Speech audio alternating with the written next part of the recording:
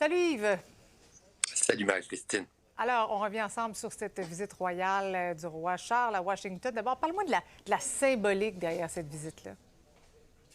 C'est le 250e anniversaire de la Révolution américaine, le 4 juillet. Marie-Christine, la fameuse déclaration d'indépendance. Et qu'est-ce que c'est la Révolution américaine?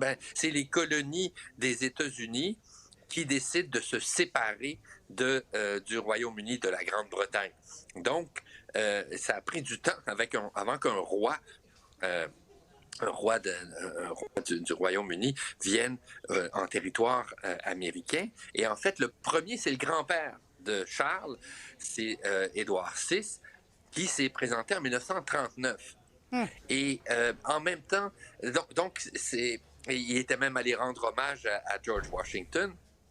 Et donc, ça fait longtemps que les deux pays sont réconciliés, ont des relations très spéciales, bien sûr, mais dans le cadre des célébrations du 250e anniversaire du pays, la visite de Charles s'inscrit dans ce cadre-là. Quand même un peu controversé comme visite, là.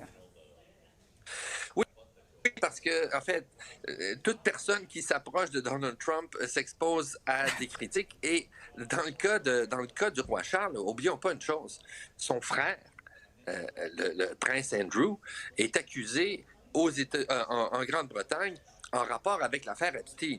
Et qui dit affaire Epstein dit évidemment un de ses anciens amis, Donald Trump. Alors, il y a en ce moment une campagne de publicité d'un groupe disons, qui veut favoriser les démocrates aux élections de mi-mandat, qui attaque directement le prince Charles en disant que son grand-père, quand il est venu, c'était pour combattre le fascisme en Europe et que maintenant, lui, Charles, déshonore sa mémoire en venant rendre un peu une sorte d'hommage indirect à Donald Trump. Sauf que si on écoute le discours qu'il a livré devant les élus américains, et ça, c'est seulement la deuxième fois, l'autre seul souverain britannique qui a fait ça, c'est sa mère, Élisabeth II. Si on écoute son discours, il y a plusieurs sous-entendus qui pourraient être lus comme des critiques de ce qui se passe en ce moment aux États-Unis, notamment l'importance de la séparation des pouvoirs. Il a fait référence à un vieux texte que les juristes connaissent, qui est la Magna Carta du 12e siècle, qui a inspiré la fondation des... Puis on vient d'en parler, l'ancien directeur du FBI est accusé. Pourquoi il est accusé? Parce que Donald Trump a fait pression sur la justice américaine, sur le ministère de la Justice, pour le faire accuser. Donc, c'est, si tu veux, contraire aux principes classiques des États-Unis.